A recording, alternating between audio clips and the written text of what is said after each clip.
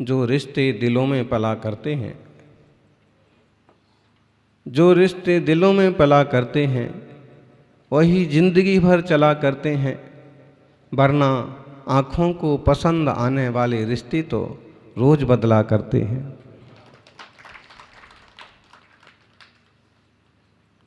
जो मन का रिश्ता होता है,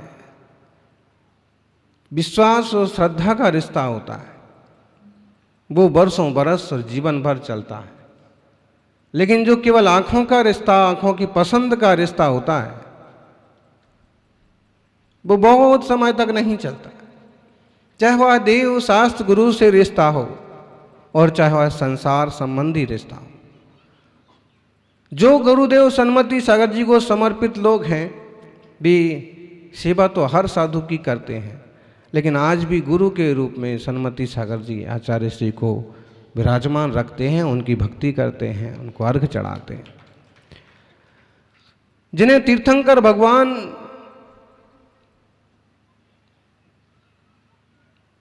रुचते हैं, जरूरत पड़ती है तो वो कहीं और भी चले जाते हैं, लेकिन उनकी श्रद्धा कहीं और नहीं जाती है। श्रद्धा तीर्थंकरों के प्रति, अरहंतों सिद्धों के प्रति ही रहती है।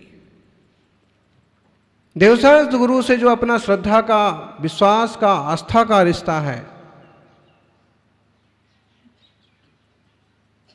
वह हमेशा चलता रहता है, बना रहता है। जितनी गहराई से है उतना मजबूती से बना रहता है। ऐसे ही पारिवारिक रिश्तों में समझिए,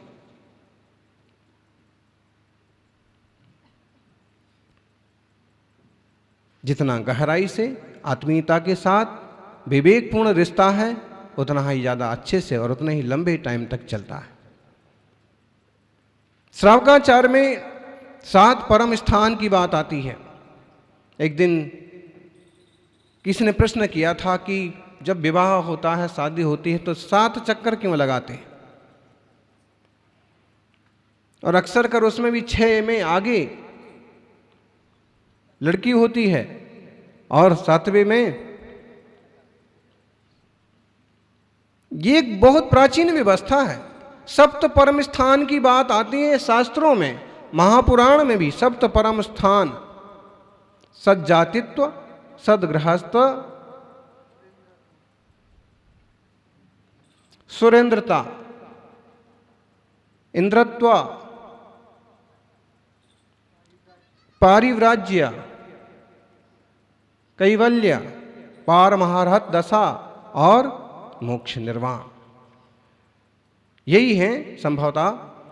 तो सबसे पहले सज्जातित्व, एक जीव का इतने लंबे संसार में परिभ्रमण करके और फिर किसी अच्छी जाति और अच्छे कुटुंब और अच्छे धर्म में पैदा हो जाना, ये परम स्थान है। 84 लाख योनि में, अनंत जीव राशि में आप थोड़े से गिनती के लोग हैं कि यहां तक पहुंच गए। पूरी दुनिया की बात करो तो 7 अरब से ज्यादा इंसान नहीं है, और उसमें 7 अरब में 70 लाख ही मुश्किल से ऐसे मिलेंगे कि जो वास्तविक रूप से तत्व श्रद्धा और वीतरागता की मार्ग को मानते हों और समझते हों कि चलते हों। उसमें भी अनेक व्यवस्थित जातियां हैं कि यह जाति है। जैनों में अनेक जातियां हैं, जैन धर्म है। तो जिन धर्म का मिलना, उसमें भी एक अच्छी जाति में जन्म होना। जो भी जिन धर्म को मानने वाली जातियां हैं वो सभी अच्छी ही हैं, बुरी कोई नहीं है। क्योंकि कई बार लोग अपने ईगोइज्म के कारण से, अपने अहंकार के कारण से एक दूसरे को छोटा ऐसा दिखाने की कोशिश करते हैं, और फिर उसमें भी दशा बीसा, छोटी साजन, बड़ी साजन, क्या क्या होता है भगवान जाने। जो भी होता हो, लेकिन इतना समझ लीजिए कि वीतराग जिन भगवान का धर्म का मिल जाना और उस धर्म में भी एक अच्छी जाति में जन्म होना, ये पहला परम स्थान हो गया। माने देखा जाए तो आज आप लोग एक पहले वाले परम स्थान पर उपस्थित हैं, चूंकि ये परमेष्ठी का स्थान नहीं है, लेकिन फिर भी आप इतने आगे आ गए हैं कि आप इसके आगे 7 परम स्थान तक पहुंच सकते हैं। फिर उसमें सदगृहस्थ तत्व भी आता है कि यदि आप साधना के मार्ग में नहीं बढ़ सकते हैं तो सदगृहस्थी के रास्ते चलिए।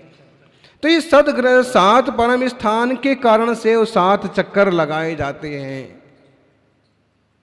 अग्नि की साक्षी कहिए, देवशास्त्र गुरु की साक्षी कहिए, यंत्र जी की साक्षी कहिए, परिवार की साक्षी, समाज की साक्षी, और उस साक्षी में कि हम लोग सदगृहस्थत्व परम स्थान की तरफ कदम बढ़ा रहे हैं। हम हमेशा देवशास्त्र गुरु की आराधना में चित्त लगाएंगे, अपने गृहस्थी संबंधी काम को करते हुए धर्म ध्यान बढ़ाएंगे और योग्य संतान को जन्म देंगे, जिससे जिन धर्म की परिपाटी बढ़े, श्रावकाचार की परिपाटी बढ़े और कोई ऐसा एकाध भाग्यवान जीव जन्म ले जो जैन धर्म की ध्वजा पताका लेकर के और पूरे विश्व में प्रभावना करे। संयुक्त परिवार होना चाहिए ताकि बड़े बुजुर्गों पुरखों के संस्कार भी आगे की पीढ़ी में आ सकें। जनरेशन गैप की जो बात होती है, मुझे लगता है कि फिजूल की बात है। अगर ठीक ढंग से हैंडल किया जाए नई पीढ़ी को तो कोई पागल बच्चे नहीं हो रहे हैं पैदा।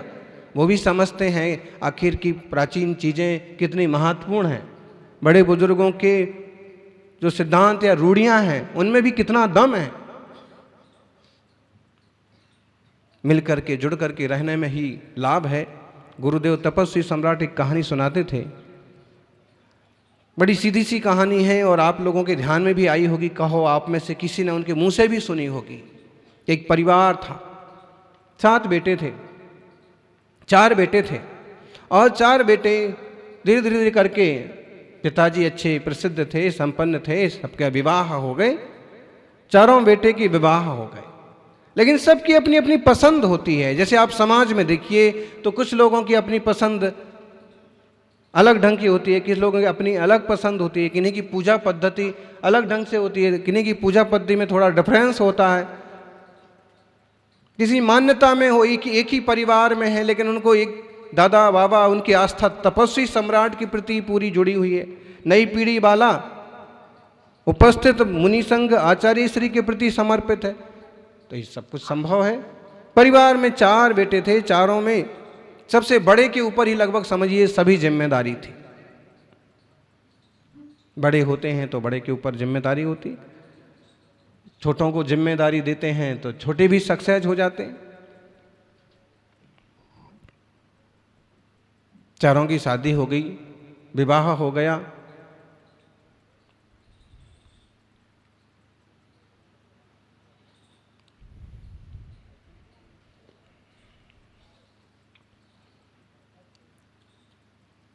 लेकिन अभी तक जो चारों भाई अपने आप में खुश थे, मिलजुल के खुश थे, पत्नी के आते ही थोड़ा थोड़ा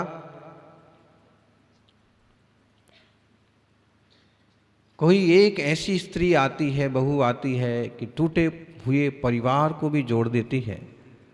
और कभी ऐसा भी हो सकता है कि कोई ऐसा आ जाए कि अच्छे खासे जुड़े हुए परिवार को भी दरार कर दे। वह ऐसे हुआ, उन्हें आपस में शांति से रहना चाहिए था, लेकिन बड़ी का कहना ये हो गया कि हमारे पति ही सब कुछ करते हैं, बाकी तुम सब बैठे बैठे खाते हो।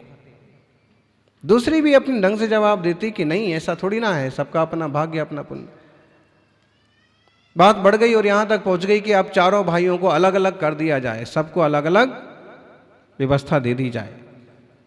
पिता ने पहले समझाने की कोशिश की, लेकिन दूसरे भी अड़ गए कि भाई जब इनको ऐसा ही गुरूर है कि हम ही सब कुछ करते हैं, और बड़ा भाई कम बोलता, भाभी ज्यादा बोलती। पिता ने कहा कि ठीक है, आप लोगों का आग्रह है, ठीक है।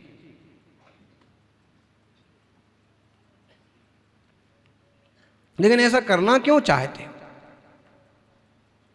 तो भाई तो बड़े तो चुप रहे, लेकिन भाभी ने बोलना चालू किया ससुर जी के सामने। बोले कमाई कौन करता है, खेत खलिहान कौन देखता है, दुकान कौन देखता है, सारा हिसाब किताब कौन संभालता है?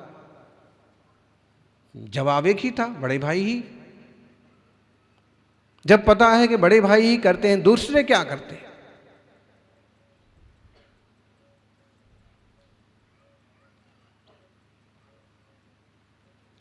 दूसरे भाई का अपना एक अलग ही काम था।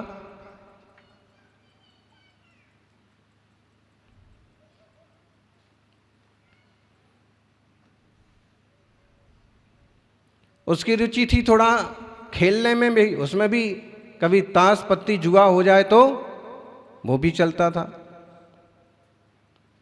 जी तो करता है। तीसरे भाई की रुचि थी थोड़े से फैसले करने में, न्याय करने में, घुड़सवारी करने में। चौथे भाई की रुचि थी देव शास्त्र गुरु की आराधना करने में, प्रभु की पूजा करने में, ज़्यादा से ज़्यादा समय उसमें। सबकी सोच क्रिया अलग अलग होती है, थोड़ा ना थोड़ा डिफरेंस होता ही है। आप चाहो कि एकदम एक जैसा हो जाए तो संभव नहीं है। हाथ की पांचों आंगुलियां भी एक जैसी नहीं होती हैं, परिवार के 20 सदस्य एक जैसे कैसे हो सकते हैं? और फिर भी मिल करके रहते हैं, तभी वो परिवार कहलाता है, कुटुंब कहलाता है, संघ कहलाता है, तभी तो कहलाता है। एक दूसरे को समझ लें, एक दूसरे को लेके चलें। पिता ने कहा ठीक है, आप लोगों की बात मान लेंगे और ऐसा कर देंगे, लेकिन हमारी इच्छा है कि एक बार पहले समेत शिखर की यात्रा पर चलते हैं। ठीक है। पहले ही दिन एक पड़ाव पर बैलगाड़ी से यात्रा होती थी, घोड़ों से, ऊंट से यात्रा होती थी। पहले ही पड़ाव पर कहा भाई बड़े बेटे को कि तू ऐसा कर, बाजार से सबके लिए व्यवस्था कर, कुछ खाने पीने की बाजार से लेके आ, और उसको दिए 100 रुपये। गया, 100 रुपये में जो जो कुछ आ सकता था उतना लेकर के, 100 रुपये में जो कुछ आ रहा सकता उतना उसने लिया, और थोड़ा सा बाजार में एक आध फेरी लगाई और बेचा उस चीज को, माल को, और दुगना 200 रुपये कर लिए। 200 रुपये का माल लेकर के आया, 200 रुपये का माल लेकर के आया। पत्नी बड़ी खुश हुई, सभी लोग भी थोड़े खुश तो हुए। देखो 100 दिए थे और 200 का सामान ले गया है ना। इसलिए मैं कहती हूं कि यही सबसे ज्यादा करता धरता है। लेकिन वह अपने में चुप रहा कि भाई मेरा कर्तव्य था कि मैं कुछ करूं। दूसरे दिन दूसरे को भेजा। दूसरे की आदत थी कि थोड़ा पत्ता वत्ता लगाते मिल गया कहीं तो 1 के 5, 1 के 10, उसको समझाते भी तो वो कहता कि मैं कोई लौटाता थोड़ी हूं, मेरा वापिस भी आ जाता है, और मेरा कोई खेल है, मेरा शौक नहीं है, आदत नहीं है। और उसको दिए 100 रुपये। भाभी ने कहा कि आज तो गए 100 रुपये। वो भी 100 रुपये मिले तो खुश हो गया कि काफ़ी दिन के बाद हाथ में रुपये आए हैं, आज तो पहली बाजी लगाएंगे। लेकिन उसके हो गए 1 के 5, 100 लगाए, और उसने समझदारी से काम किया कि 500 रुपये बहुत हैं, इसमें खूब सामान आ जाएगा और आराम से, अब ज़्यादा खेलना नहीं है, चलो। उसने माल लिया और फिर देखा सब लोग खुश हो गए। भाभी जी को भी मालूम पड़ गया कि देखो इसने भले जुआ खेला होगा, लेकिन इसको तो, इसका भी अपना भाग्य तो है भाई, उसमें भी तो सबको नहीं मिलता है ना। कितने लोग लूट ही जाते, इसलिए जुआ खेलने को, शेयर को मना करते हैं। तीसरे दिन की बात है, जिसको थोड़ा निर्णय न्याय वगैरह करने की आदत थी, थोड़ा सा फैशन से घूमने का, सोशल वर्किंग का एक, उसने क्या किया, बाजार में एक घोड़ा बिक रहा था। उसने कहा कि भाई मुझे दे जरा, मैं इसकी यात्रा करके आता हूँ, जचेगा तो खरीदूंगा। घोड़े पर बैठा, एकदम अच्छा अपना हलुया बनाया और बाजार में पहुंच गया। एक आदमी को उसने इशारे से अपना नौकर बना लिया और एक रस्सी से दुकानों के सामने उसने नापना चालू कर दिया, नेतागिरी चालू कर दी। एक आदमी रस्सी पकड़ता और इधर से उधर नापता। दुकान वालों ने देखा कि हो क्या रहा है, पूछा तो उसने कहा कि सड़कें चौड़ी होना है और आपकी दुकान कितनी बाहर निकली हुई है, इसका सब नाप जोक हो रहा है।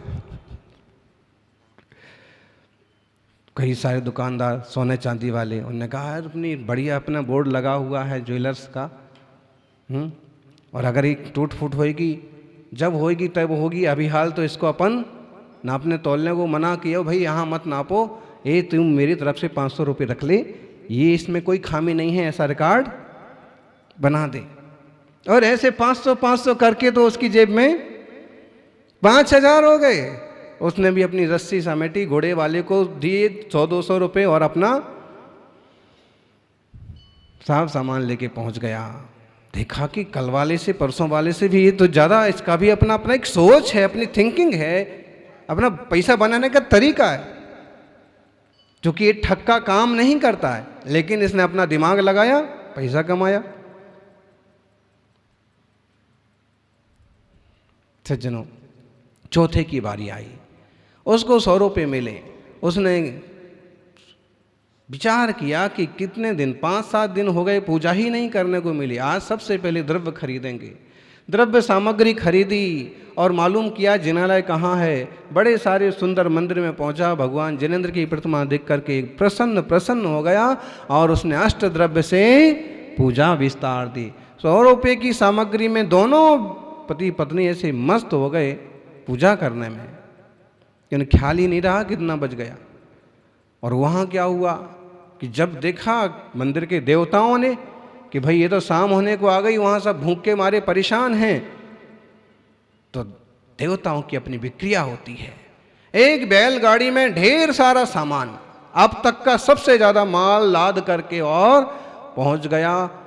वो हुलिया उसी का था, बेटे वाला, और पूरी गाड़ी वहाँ उनके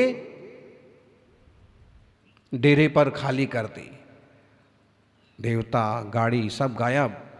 जब ये बाहर निकला तो देखा कि अंधेरा होने को है, घर वाले सब भूखे बैठे होंगे, पैसे तो हमने खर्च कर दिए, अब क्या करें। फिर भी जल्दी जल्दी वहाँ जाते हैं तो फिर पिता थोड़े नाराज होते हैं कि तू सब माल उतार करके कहाँ चला गया था। उसने कहा कौन सा माल? बोले कि 4 घंटे पहले पूरी गाड़ी भर करके, कल से भी ज़्यादा आज सामान था। इसने सारी बात बता दी, मैंने कोई सामान नहीं खरीदा, मैंने तो केवल अष्ट द्रव्य खरीदा था, भगवान की पूजा में मगन था। शायद ये देवताओं का प्रताप है, भक्ति का चमत्कार है। सज्जनों, कुछ फिजूल नहीं होता है, व्यर्थ नहीं जाता है। ये जो भारतीय सोच है, ये जो अपनी श्रद्धा है, ये बहुत महत्वपूर्ण है। अपन इस मार्ग पर डटे रहें, इस मार्ग पर चलते रहें तो अपनी आत्मा का कल्याण होगा। सज्जनों, परस्पर सहयोग की बात आती है। निश्चित रूप से जब हम परस्पर सहयोग करते हैं तो ये एक अच्छे समाज की रचना होती है, एक अच्छे इंसान की रचना होती है। श्रावक तो वह है कि जो बड़े दान करे न करे, लेकिन जहां जैसा जरूरी है मौके पर वैसा कर ले। यदि आप व्यापारी हैं और कोई कमजोर वर्ग का व्यक्ति आता है तो उसके लिए थोड़ी बहुत हेल्प कर लेना चाहिए।